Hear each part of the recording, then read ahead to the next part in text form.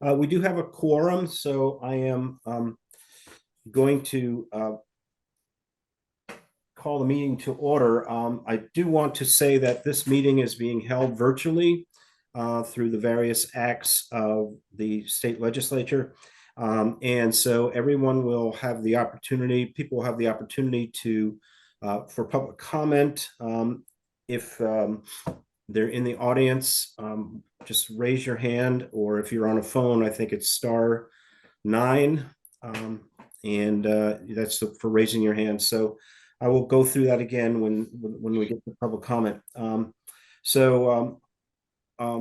I do see we have a quorum, so I will just call the meeting to order and go through a list of participants to see whether we can hear you and you can hear us. So I'm just going to go by what's on my screen. Andy? I'm here. Bernie? Present. Councilor Haneke? Present. Matt? Present. Kathy?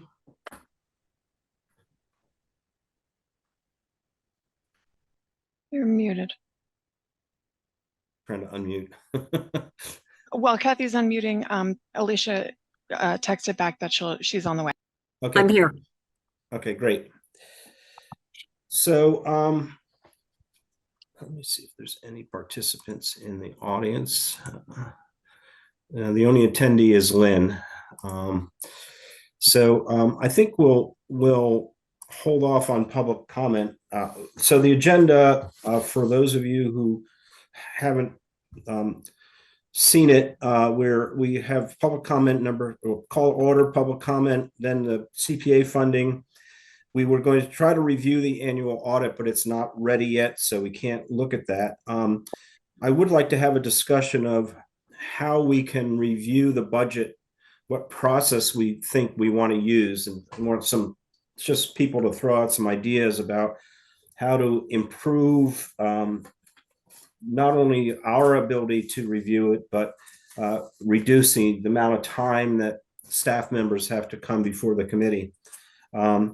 And then topics not reasonably anticipated. So I'm going to wait on public comment because, as I said, we don't have anybody right now. Why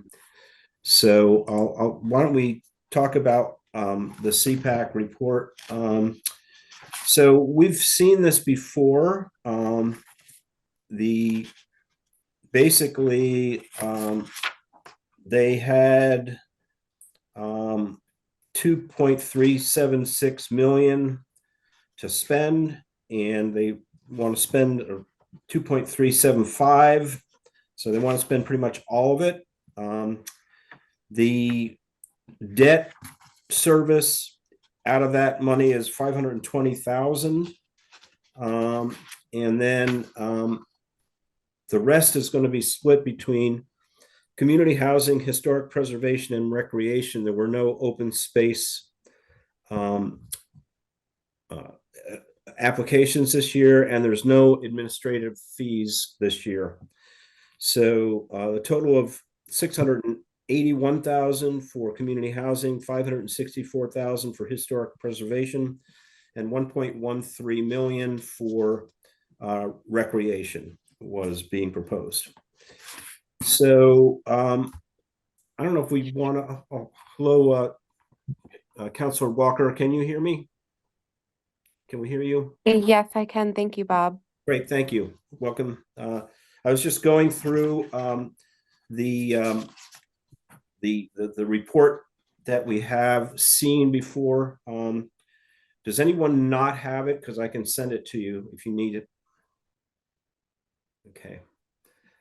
So anyway, I'm just going to open it up. I don't know if you want to go through, if we want to go through each of the projects, or maybe we should just kind of see general comments. Personally, I thought all the projects were reasonable, and I think there wasn't anything in there that I haven't seen. We've sort of done a lot of similar projects in the past. So Kathy? Yeah, I agree with you, Bob. And actually, when we saw it a few weeks ago with Sam, we did go through the projects, and Mandy and I, well, actually, me at the council meeting, and Mandy again, we had some comments about the Mount Zion Church, but it wasn't a not going forward with it. It was just a concern. This may be the tip of the iceberg, and it Yeah. clearly needs to be done. So my hand went up mainly as I'm willing to make a motion, but we also have a financial order. So we make a motion that the council approve financial order, So, I, so I'm willing to do that, but I'll let you, Let- Mandy's hand is up. So I would have to word my motion to include the language of that financial order. Maybe while Mandy's making her comment, I can pull up the financial order for you. Thank you. It's 2507A I is the got it. Thank financial you. order. Yep. Yeah, I basically agree with Kathy, except I have concerns about the East Amherst Local Historic District funds. I mentioned this last time, and I understand the project's value to the town, whether or not the historic district is ultimately formed or not.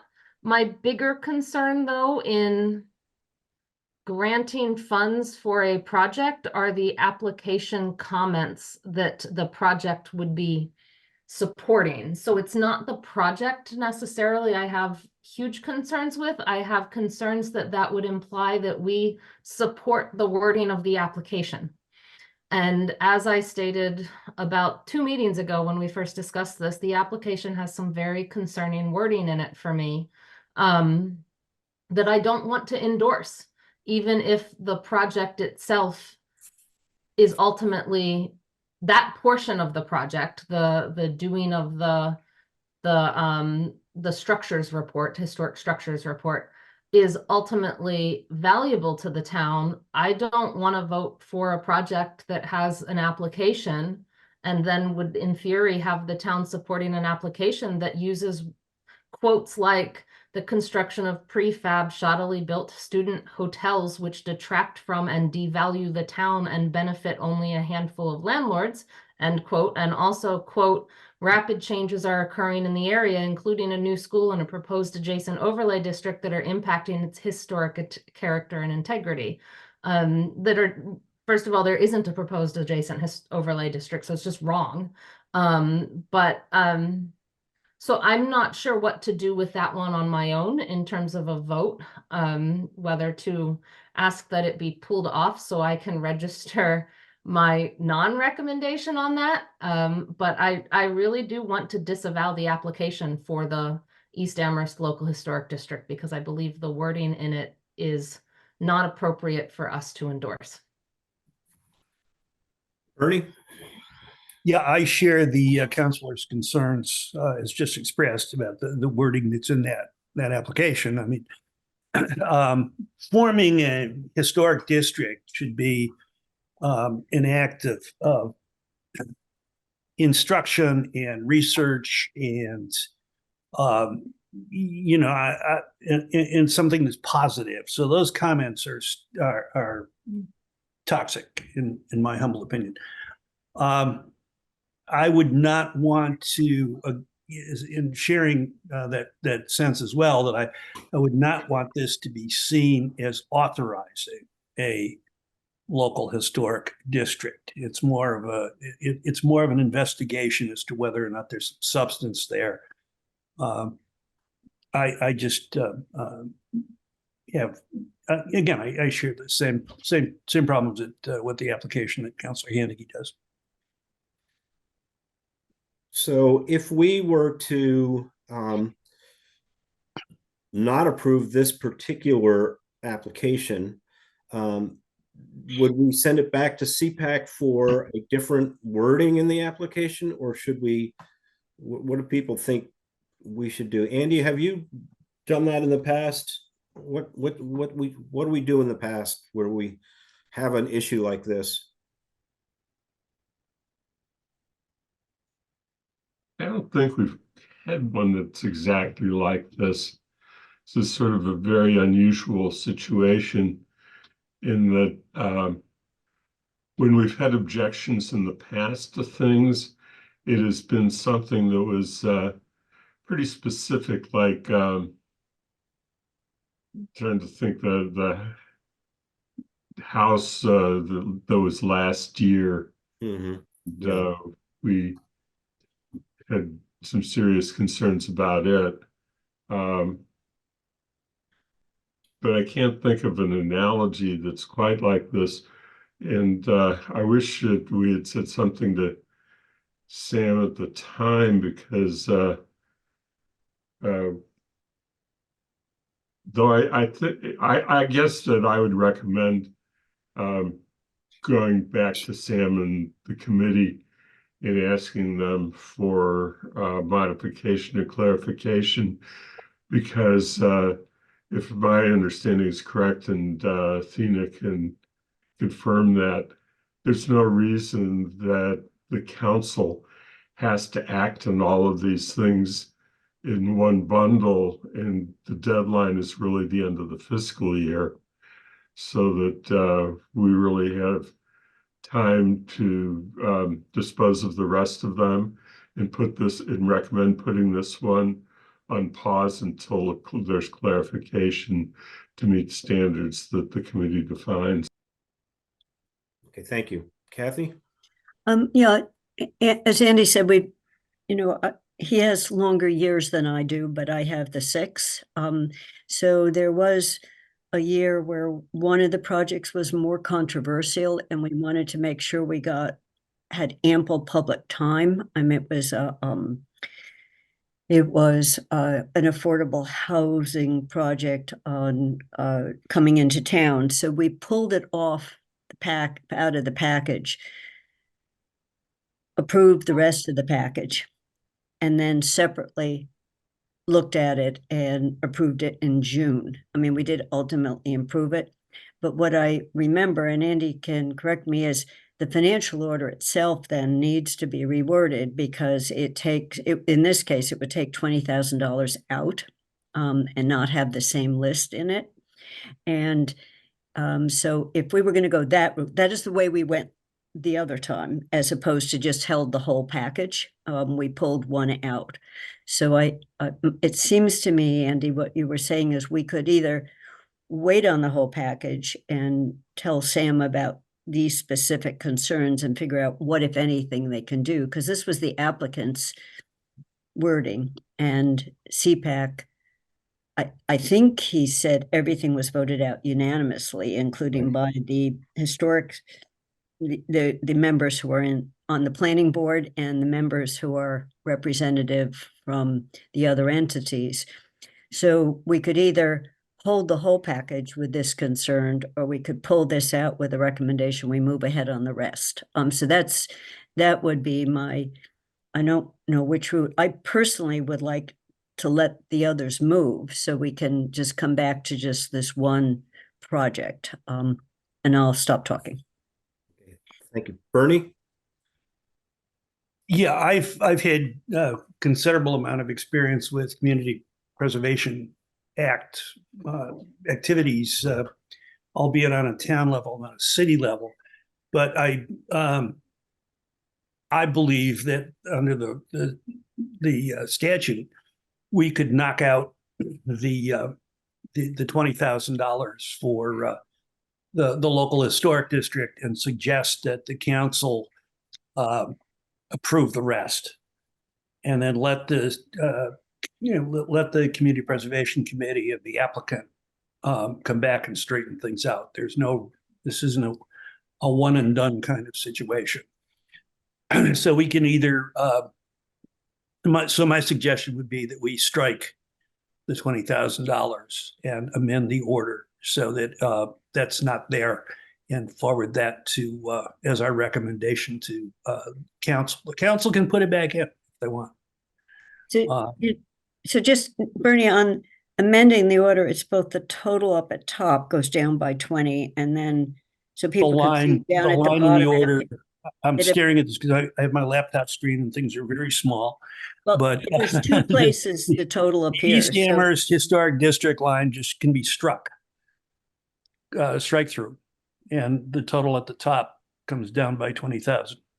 And then the total down at the bottom comes down by 20 20, and yeah. the remaining goes up by 20. I'm just saying there's more than one place that the Yeah. numbers would have to change. Yeah, that's accurate. Yeah. So just amend the document that way. Bob, if I may, I don't think the committee needs to worry about changing this document or amending the document. The committee is just making a recommendation to the council to, from Okay. the conversation to approve those and not approve the local historic district. So you don't need to worry about the changes. We would prepare a new order with, if the council decided to act that way with the changed line. Okay, thank you. Matt? Thanks, Bob. Yeah, I was initially asking to clarify that Councilor Haneke was objecting to the which application, but I'm looking at the CPAC application now, and I do see that problematic language in there. I'm just wondering if striking this outright is the only action to recommend. I'd certainly understand and agree that we don't want to necessarily endorse those 2 or 3 sentences. But I also I agree that this is overall a very worthwhile project. And I'm wondering, could we indicate, some disapproval of that language or just sort of a implied non-consent to that language, if that's a term, within our recommendation to the council? And, I think the work itself is important, and, they are asked to demonstrate urgency for the work. And I think that they have. So I wonder if there's another mechanism by which we could indicate that we're not the CPAC, so we're not the ones who approve this application. Not to say that we shouldn't do due diligence, but CPAC did. And so I wonder if there's a space where we can sort of indicate that we don't support that language in particular, while still allowing the project to move forward on the timeline. Matt, what I was suggesting, and the man who's coming in, was that our recommendation would be to send it back to CPAC to figure out what if anything could be done, if they could address the language. So it wasn't a no way Jose for the 20, that it's gone, and that we would reflect that in the recommendation to the council on this one goes back to them with this concern. So I wasn't just going to say we like everything but not this one, but more the concern about the wording, not the concept of forming the district, potentially for forming the district. So I'll stop talking, but it was a different kind of wording on what we would recommend to the council. And I did understand, if Bob, I can just respond. I did understand that. I was wondering if we could make a full recommendation to the council that included sort of, concern about that wording. Councilor Haneke? Yeah, I don't know. This is why I brought it up, because I don't know which one is more appropriate. But I do look at my other concern in looking at the appropriation and transfer order. It literally says East Amherst Local Historic District, which was not actually the title of the project, and I think also implies what's going on with that. It's actually a study committee and hiring of a consultant to do things. And, this is not forming a local historic district. I don't want, as Bernie said, I don't want any indication that this is endorsing a local historic district, although the historical structure reports that would be created from this could be valuable. I think we need to be very clear as to what is going on with this 20,000, number one. And I don't know whether the appropriate thing to do when there's a concern about the language of the application is to say no to the money, make a recommendation of not approving this and say, come back with an application that doesn't use, in Bernie's words, toxic language, or whether it's to approve the project and the money for the project because the project is worthwhile, along with some sort of statement that says we do not endorse or condone the language in the application. I don't know which one is more effective or valuable, which is why I brought it up.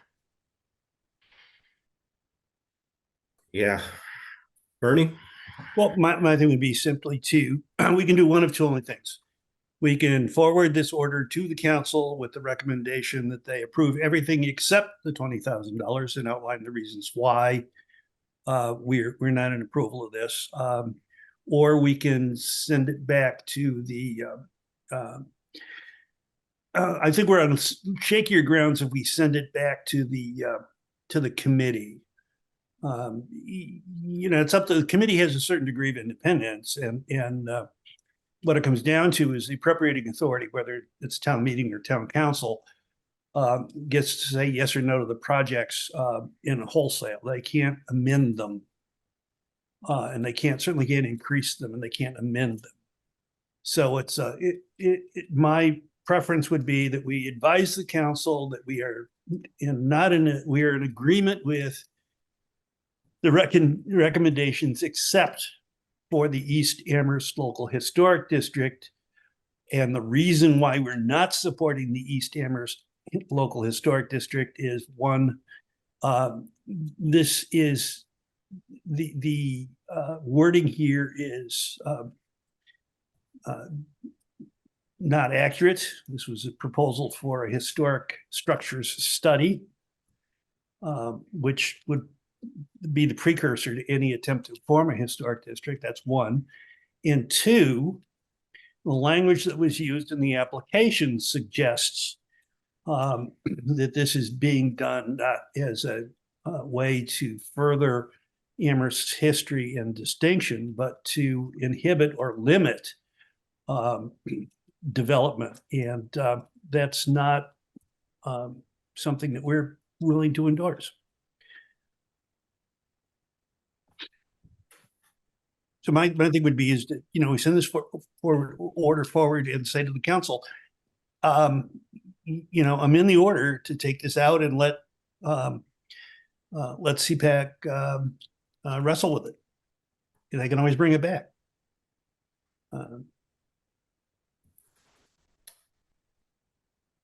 Andy?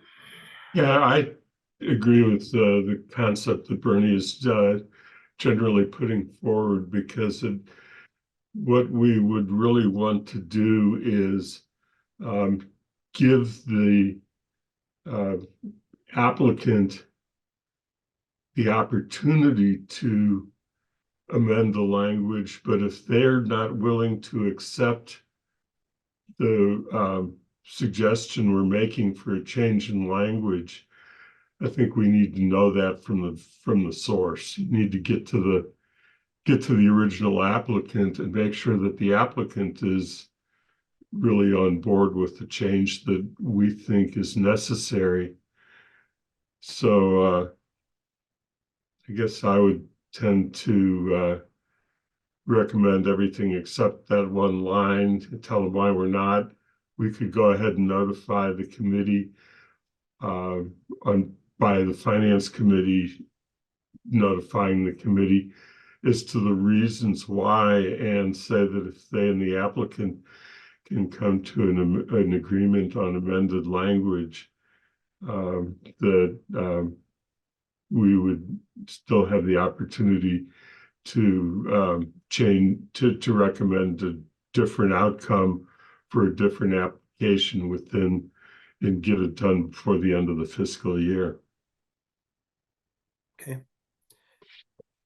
Does someone want to make a motion to that effect? I agree. I think that's what we should do.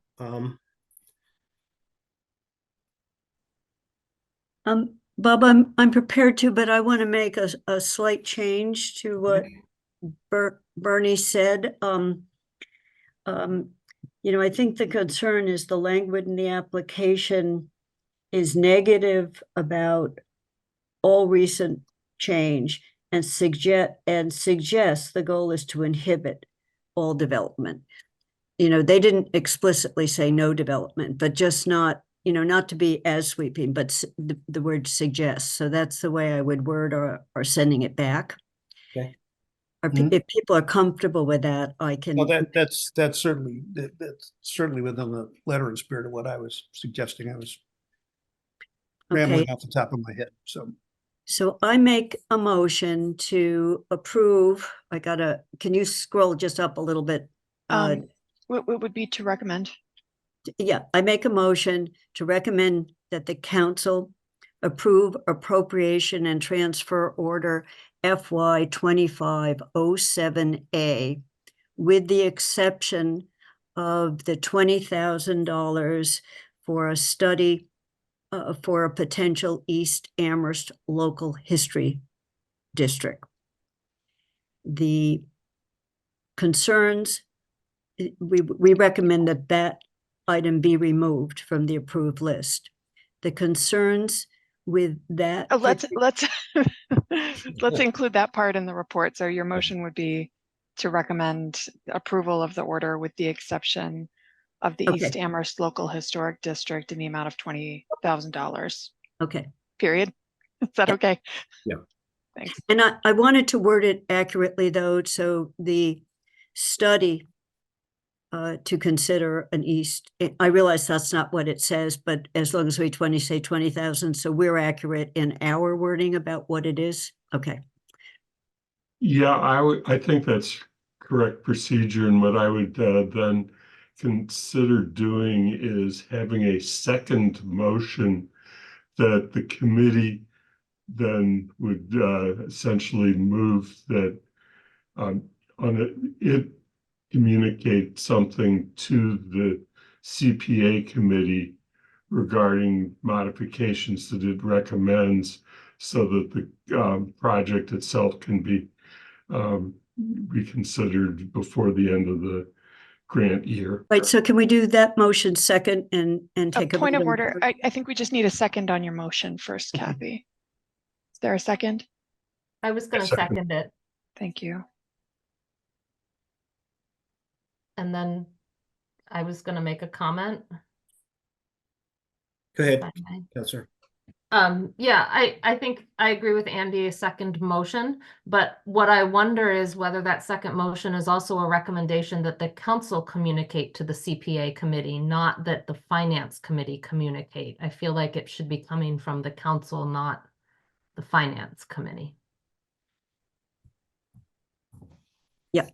Okay, that makes sense. So why don't we vote on the motion? Is there any other comment on the motion? The one at hand? Okay, so why don't we'll start, I'll say yay, Councilor Henneke. Aye. Matt, Support. Kathy, Yes, Bernie, Support. Councilor Walker, Yes. Andy. Yes. Okay, so it's unanimous.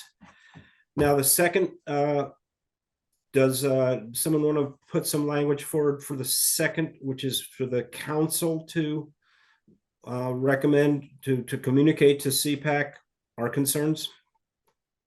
I can take a stab at that and everyone can edit my words. I make a motion that we recommend that the council communicate with CPAC two concerns about the $20,000 award for a study for an East Amherst Historical Society. The first is that the way it was worded in the financial order implied that it already exists. It needs to be changed to the study. The second is the language in the application is negative about recent changes and suggests the goal is to inhibit all development.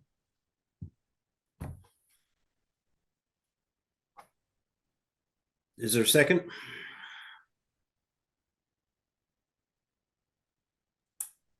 I'll second. Okay.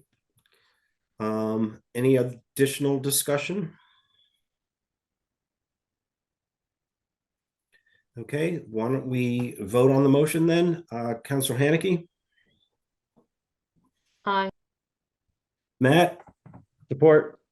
Kathy, Yes, Bernie, Support.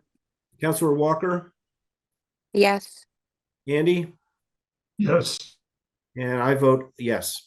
So again, we have a unanimous vote, and 2 sports. So I think that's it on CPA. Does anyone else want to say anything more about CPA?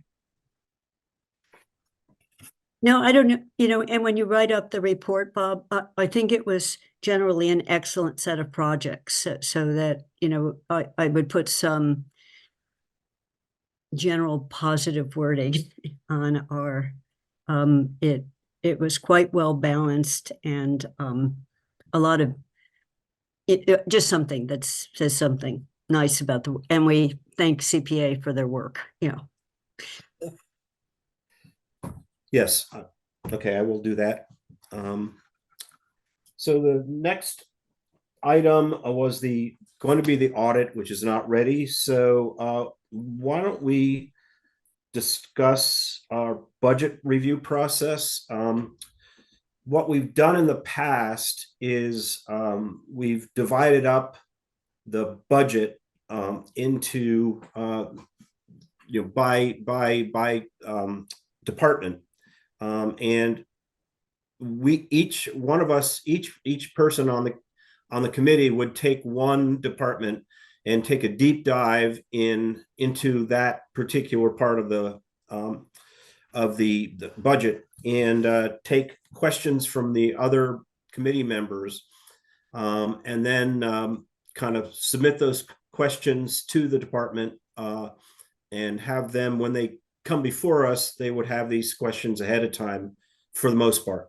I don't know whether that is the way we want to go ahead. I'm open to anyone's suggestions. I know it's a very tedious process for us and for the staff. So if there's any way that you can think of to streamline things,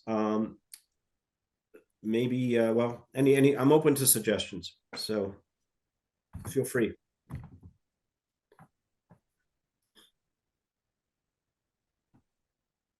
Kathy? Yeah, I want to make sure I word this in a way that it's not negative about any element of what our town is doing, but we have some departments that are 1-person or 2-person departments, and we don't give them completely equal time, but we do divide a time. And then we have departments that are a major share of our funds. And I think the departments that are a major share of our funds, aside from what they're currently budgeted for, hearing from them about either the stress of current staffing, turnover, other things that we wouldn't naturally get, because although we're dealing with a budget, we can't increase any amount of money that's been allocated to them. So I don't know whether there's a way of grouping what I'll call the smaller, and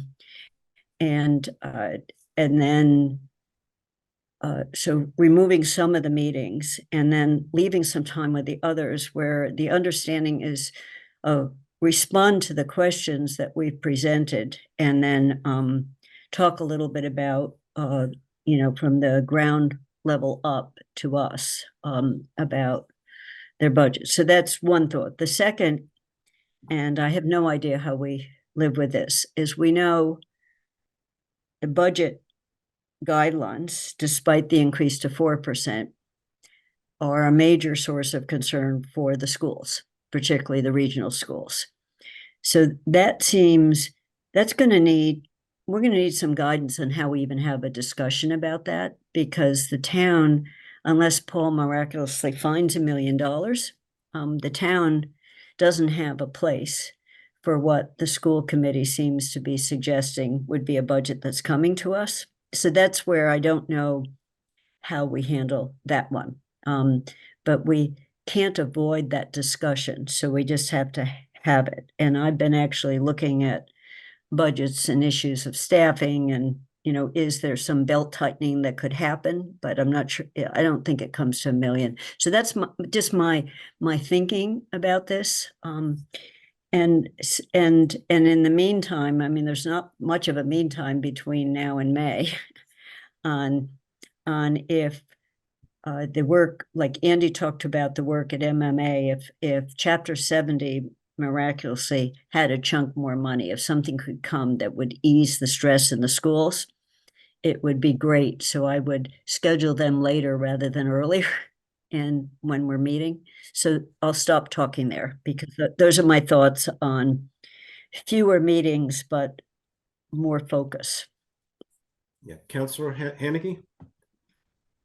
Yeah, so this is my first year on finance, so I've come in and out of the budget sort of meetings in May from finance committee when it's held them on departments I'm interested in. So I'm not fully, you know, engrossed in what finance has done in the past, but a couple of things. I'm curious whether finance has ever actually taken our budget guidelines, looked at the manager's budget, and made an affirmative determination if that the manager's budget meets the guidelines.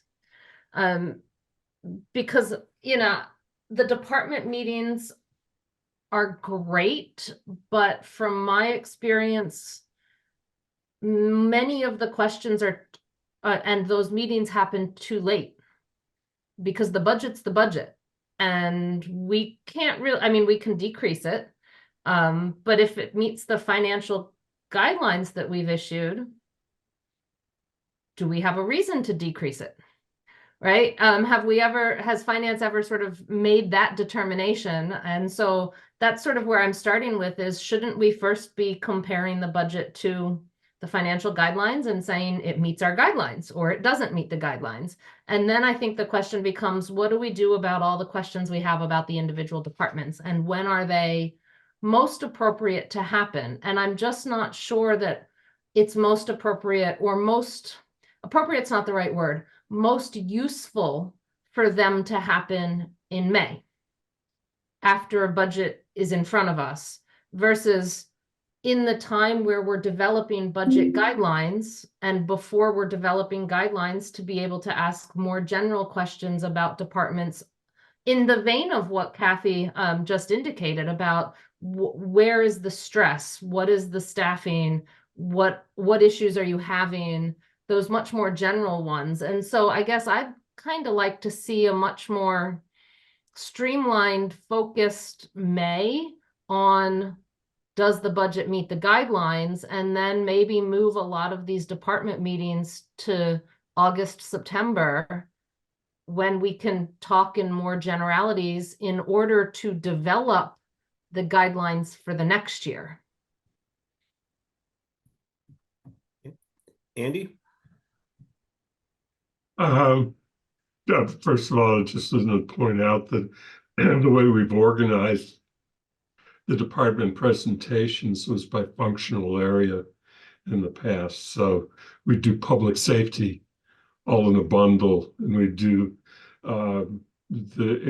you track the budget, and it comes out of the budget, which really is organized around what the state requirements are, the local services, and how they organize presentations of budgets, so that it sort of filters down to the committee, but we don't have to do it that way. So I just wanted to point that out. The other, and I do think that it's right that Mandy has a good point that we sort of know that the budget, just by looking at it and by the presentation from town manager, that it is responding to the guidelines. And there are a number of departments that are pretty straightforward, and we spend time on them and take their time. And really need to think about that. The schools is the big issue, and I think Kathy's right, which is really when I raised my hand. And the timing problem is the regional schools. And we can't avoid the fact that the regional school issue has to be dealt with in line with the other town meetings in the other 3 towns and the regional school process, because once 3 towns have approved the budget, it's done, unless, except for the question of the assessment methodology, which takes 4 towns to approve. And I think that that's where the big pressure is going to be. That's what the $1 million request is about. So I think that it's important that we think about that and recognize that we always take that out of cycle and take it first because of the fact that it coincides with the process that involves 3 town meetings in towns that are the other part of the region. Yeah, that's a good point, Andy. We can't really postpone our discussion of that to a later date, because there is no later date really. Anyone else have any thoughts?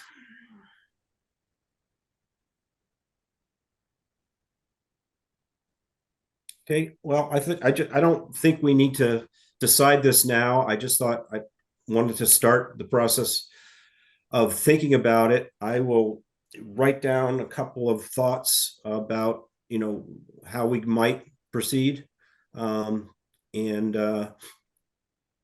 I'll bring the points up that Councilor Haneke raised as well. So, Kathy? Yeah, I don't want to stop the conversation on this, because I was going to bring up another topic, and it would be a 48-hour rule, but not really. It's like future agenda item kind of thing. So Andy, if you're still speaking on this, go before me. Yeah, no, I think that we need to actually just make sure that we schedule the regional budget presentation pretty quickly, and that we think through very carefully how we're going to approach that in the information that we're asking. We can't delve into the budgets of the school committee because it's really ultimately their decision as to what they do.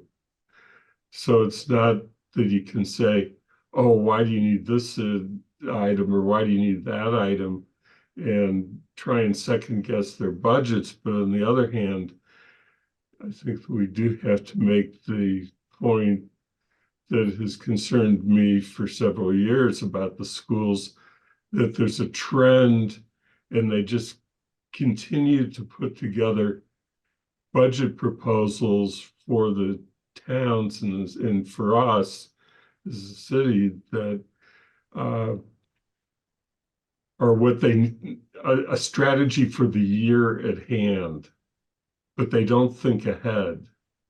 It's not a long-term strategy of what it is that we're doing, because we've pointed out a year ago that this train wreck was coming, and here we are with the train wreck, and they didn't do anything differently except put together a budget based upon the same principles that they use every year: level services, cost of level services, and what cuts are necessary. Councilor Haneke? Bernie can go next. Okay, Bernie? Thank you. Yeah, the budget reviews are kind of, they're an interesting thing, and because it's not like the finance committee is shaping the budget. The finance committee is commenting on the adequacy of the budget and offering some judgment of the town manager's ability to put this stuff together. The other thing that we do is we do expect each of the departments to manage with the amount of money that's been allocated. The school committee seems to think it's an exception to that. And I frankly was very troubled by the remarks that were made that, well, we're going to add $1 million into it and let them figure out how to fund it. That's not how you manage a budget.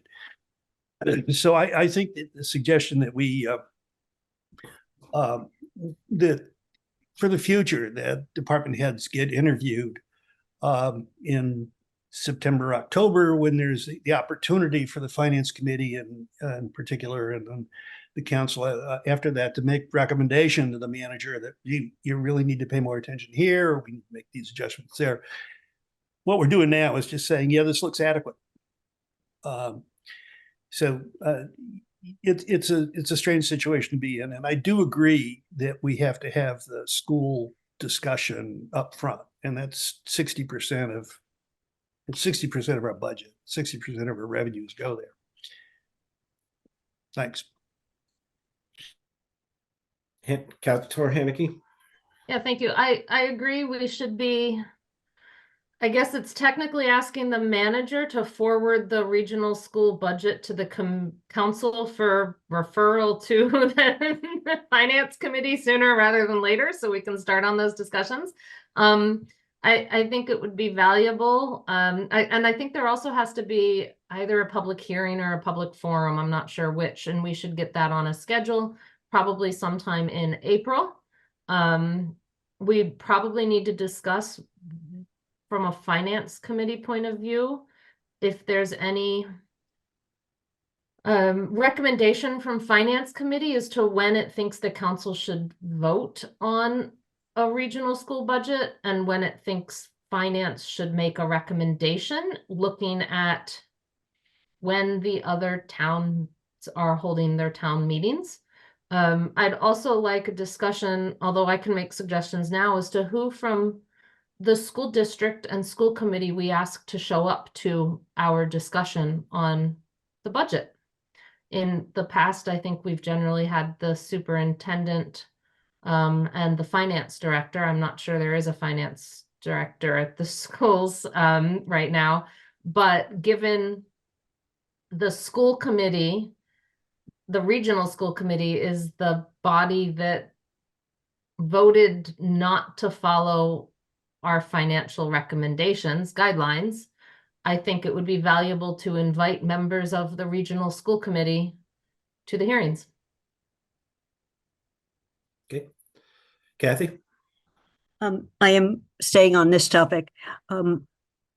If we put that together, the other thing I'd like to do is gather our questions sooner rather than later, including if we have requests for data, because often we requested data that's trend data that wasn't readily available in terms of in somebody's hand. And yes, some of us can go find it on DESI maybe, but having it be, not codified by the school. So I would just like to gather some of that or those questions earlier.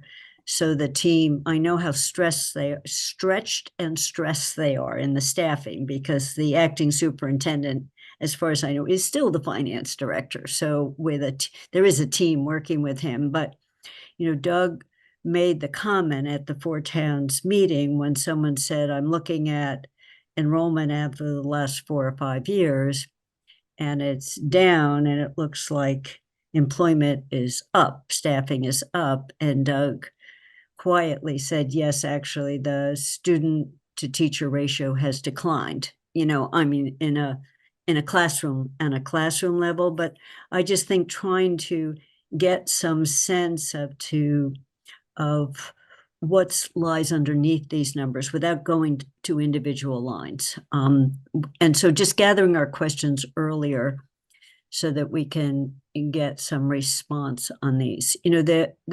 What I mentioned last night, and I probably will just say it again, is when I look at what the charter school is taking out of the region in terms of per student, and then I look at the charter operating budgets, we're overpaying them, in terms of their operating costs, but we're helping because other towns don't pay as much because their average costs are lower.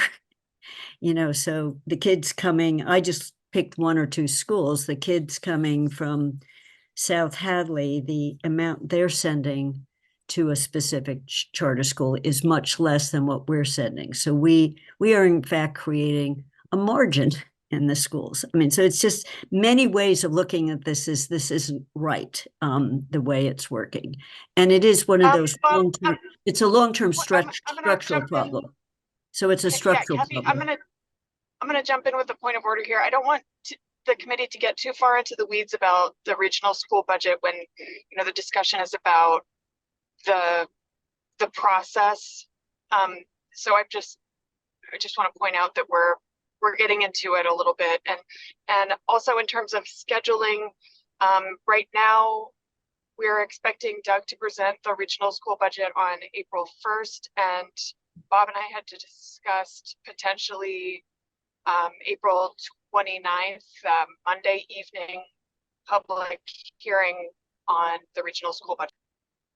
So your answer to getting the questions early is like, we'd have to have them now. Thanks. Thanks.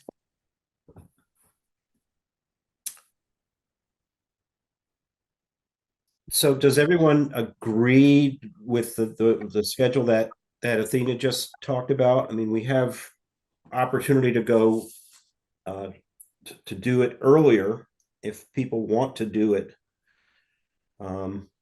We can begin our review on we have a meeting on April 2nd. I think we could begin the review if Doug presents it on the 1st. We can start looking through it. I don't know that we'll be ready to discuss it on the 2nd. We may have to live with it for a while. So we had scheduled that for the 16th, just so to give people a couple of weeks to live with the budget. Does that make sense, or to people? I mean, we can come back and we can revisit this, but Andy, you have any thoughts? I think that we have to have also a question as to whether we need to move the hearing to an earlier date. I suspect that the hearing is going to generate as much interest as the ARPA funds discussion did at the council meeting last night. And that we're going to hear a lot, and there needs to be question in our, as a matter of process, whether there has to be some time to deal with the repercussions or the follow-up to whatever happens at the hearing. So I just wanted to put that out there for just consideration as we talk about process. Bob and I had discussed the 29th because the week before is the first night, I think, of Rosh Hashanah, and the week before that is a school vacation week. So if the committee was interested in doing on a different evening, I can pull for dates. We had selected a Monday evening rather than the committee's regular meeting time to improve public access.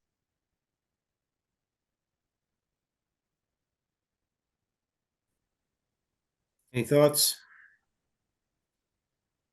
Councilor Haneke, you have your hand up. Yeah, I was just gonna try and confirm when Athena named a Monday night, it's being called as a finance committee public hearing, right? We're not trying to put it on at a council meeting. Well, the council might be dual noticed, but it's not being tried to So what we be had talked about at a council meeting.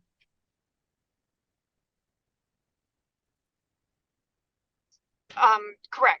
So what we had talked about in the past was that the hearing is required by the charter to be a finance committee hearing. In the past, we have posted it as a finance and council hearing because I think we've always done it before a council meeting. But it doesn't need to be a council meeting. This is an opportunity for members of the committee and counselors who wish to attend to hear from the public, and there's not a discussion. needed on that evening. So the idea this year was to post it as just a finance committee meeting and invite counselors to sit in the audience to listen. So I guess, you know, I would like to see it, I think, before April 29th, because we can't really have a good discussion in finance until we've had that public hearing on it. I mean, we can have a good discussion, but we can't finish our discussion until after the public hearing. And it's my understanding that 2 of the towns are having their town meetings on the 27th of April. I think I'm correct on that. And the other one is sometime in May, which means we would already have their results before we even hold our public hearing, which seems kind of strange to me. Not, versus voting sometime after we know the results, but I feel like holding the public hearing before the other town meetings have voted on the regional school budget is more logical.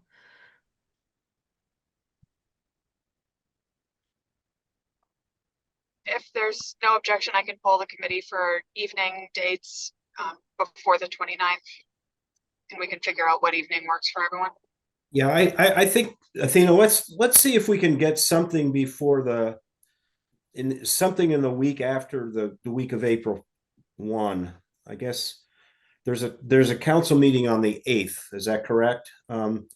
Maybe that week. Yes, that's right. Maybe that week we could try to, because I agree with Andy that the public hearing is going to take a long time, or we should expect it to take a long time. So I would think that we should have maybe a separate meeting just of the finance committee, and other counselors who want to attend, and just let people talk, because I think there'll be a lot of comment. So it sounds like I should pull for the week of April 8th, a different evening during the week of April 8th. Is that what I'm hearing? Yeah, does that sound okay to people? I mean, I don't have my calendar myself, but I think that week or the week of the 15th. I know the week of the 15th is school vacation week, but the hearing would be on Zoom. So it's a little less, I feel like it's a little less problematic to try and do a school hearing during school vacation week when people can attend from anywhere. That doesn't mean it isn't problematic, but it's less problematic. Okay, I will pull for meeting dates for those 2 weeks. okay.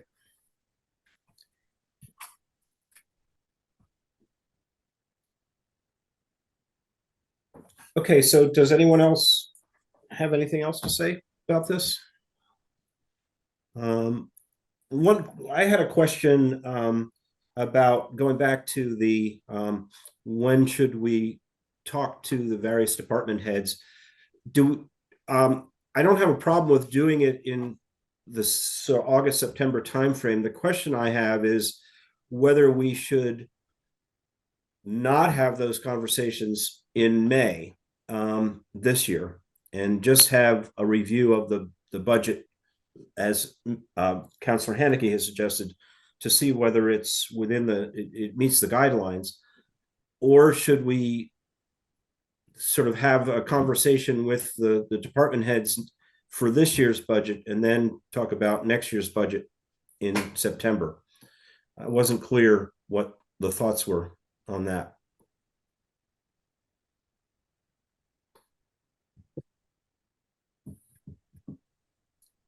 Kathy? I'm not sure what Mandy had in mind, but if we think of our guidelines, with the exception of town services, everything, it's this much library increase, this much schools. Then we have a lot of wording about sustainability, and roads are important, and public safety. And so that is one set of budgets. And so there's one thing we could have a lot of conversation about. That is what Bernie that leaves out 60 2% or 65% of the budget if we're putting the schools in another bucket. So I'm Mandy, I'm not sure what you had in mind, because our guidelines set up a uniformity. And we, even if, I asked quickly and said, forget it, on library, but what would the discussion about the library be? We said this much of an increase, and that's what they're gonna, no one's coming in under what we suggested. So I'm not sure, other than this, it's a big group of activities. And that could be a discussion on, what we're allocating to all of those other things. So I'll just stop there, because it's one long meeting then, but it's not on multiple departments very easily.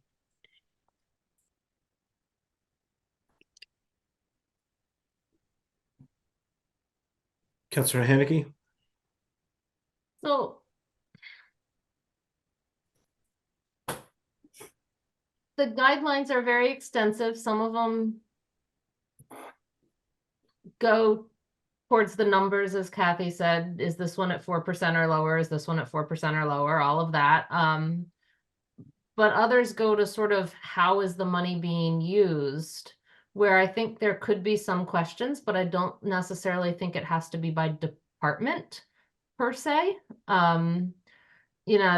If I'd have to go back and review the guidelines, but to talk about Kathy's sustainability, well, we could ask questions that say, okay, give us information as to how this budget meets those guidelines on sustainability.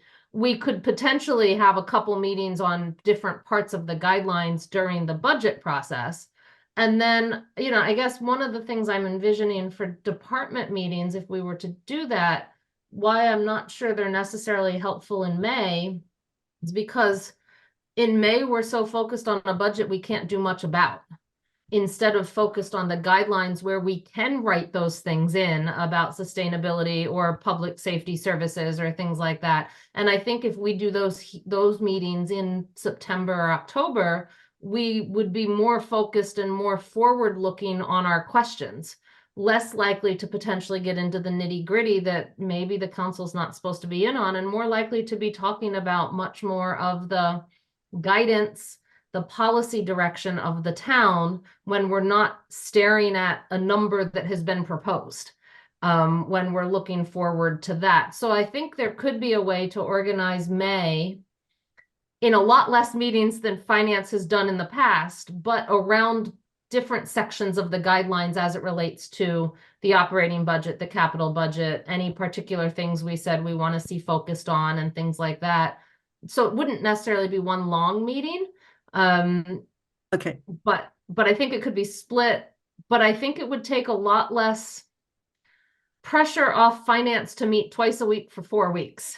Because we might be able to do it in 4 meetings then instead of 8 or 9.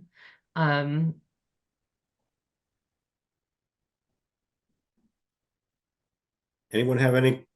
I like it, Mandy. That was helpful, because you're picking out something in the guidelines that's cross-cutting to have, rather than,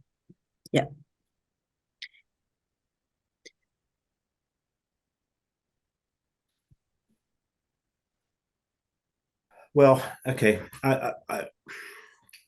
There's a lot of thoughts swirling through my head.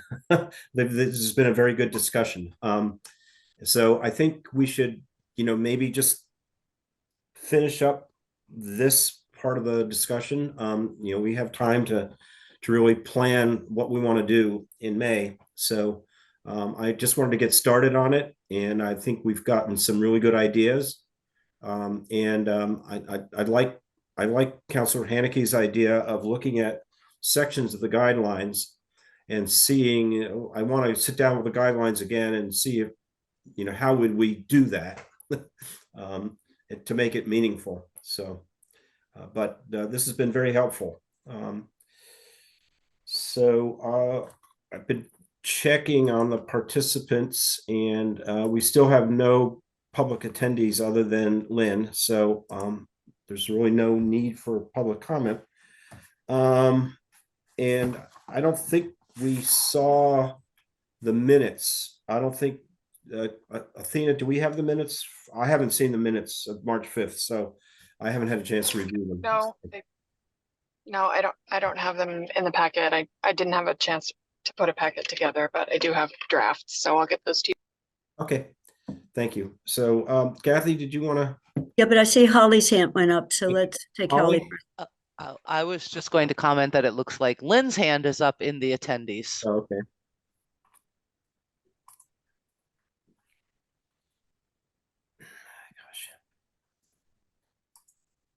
Okay, Lynn? Hi. First of all, I love this discussion about the guidelines and so forth, but raised my hand earlier because I personally believe that it is important for every counselor to be visible during a hearing about the school budget. And as a counselor who would not be visible, it doesn't make the audience feel like the rest of us are listening. So it's always a decision of the chair of the committee and the committee as to whether or not they want to open that as a committee of the whole. But I strongly urge it because I think, as I've said, it's important for the public to know we are all listening. Thank you. Okay, thanks you, Lynn. That's a good thought. Kathy? Okay, mine is just a future agenda item for when you're working with Paul and Athena and the rest of the able town staff. I would like to get some sense of the buildings and where they are in terms of fire station and siting. And we are going to be, we see it in a spreadsheet, but just schedule something when it makes sense so that we have it on the list that we can hear whether there is a plan on making a decision. So it's just a request for an agenda item for what I would call the missing buildings. the plan for 2 more. And I do know what the plan, the plan as of 5 or 6 years ago, but just, trying to get some sense of after I serve out my 3rd term, which will be 7 years, will I be leaving where there is actually momentum, or will we still be talking about it? So, and that would be coupled with status of reserves, sort of money. So just sort of a robust discussion that allows for discussion. That's it. It's an agenda item for when it makes sense, but not next year. No, I agree. It has to be sooner rather than later.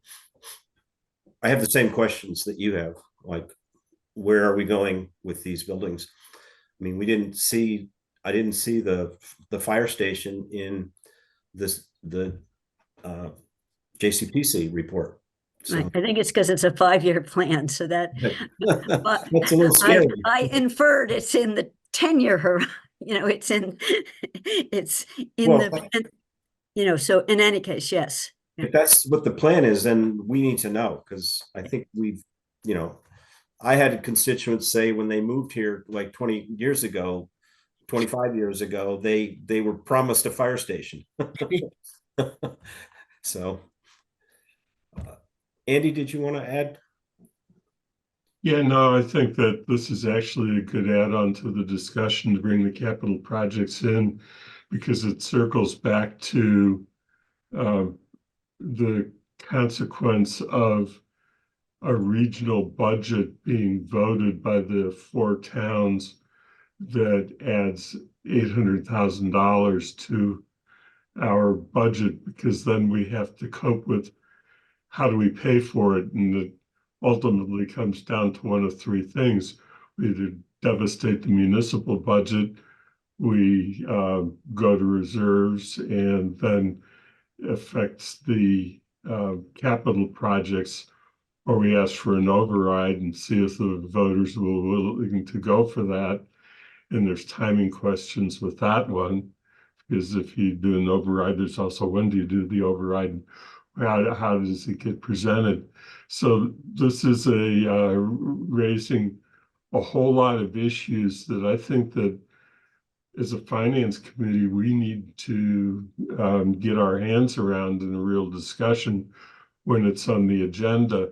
And one of the factors that I just threw out there was the capital. And if we don't have a handle on the capital plan that Kathy was suggesting we need, then how do we address the question of what the effect would be of making a decision to use some of our current stabilization funds to fund that $800,000 or 850 or whatever exact amount is, that would be our share of the $1 million that the region would be voting that we would be obligated to pay. So I think that it is important that we have that discussion, and it may be important to have it soon enough that it is something that we can consider as we have this other discussion. Yeah, I agree. I think if we're going to have it, we need to, I'm looking at, we're making a recommendation on the regional school budget in the May 3rd meeting. We're going to have that discussion beforehand. So let me ask Paul. Paul, do you think that that we'll have all the information available to, will we have the projections by that time in the next sort of 2 to 3 weeks? Projections for on the school? No, on the capital projects. Capital projects. It might be a challenge because we're really focused on the operating budget now. We're finishing up our budget hearings later this week. But I heard the entire discussion. I totally agree with your assessment of the timing of things. We're also, the bigger priority right now is to look at what a potential additional funding for the schools would look like. We're projecting that out over multiple years, what that looks like. So we have a rough draft of that. Whether we could get it in April or not, I can't guarantee that, just given the crunch of the budget. But I understand you'd want it certainly in May. Okay. All right. Good idea. Anyone else have anything they want to say, add? Okay, well, thanks. It's didn't have that much to talk about today, but I thought our discussion was very good, very helpful, and we'll try to get these things scheduled out over the next couple of meetings. Right? With Thank that, you. I make a motion to adjourn. Okay, yeah, I was going to ask for that. I'll second. Okay, so we have a motion. Kathy? Yes. Bernie? Support. Matt? Support. Councilor Walker? Yes. Andy? Yes. I'm a yes. Councilor Haneke? Aye. All right, we are adjourned at 3:15 p.m. Take care.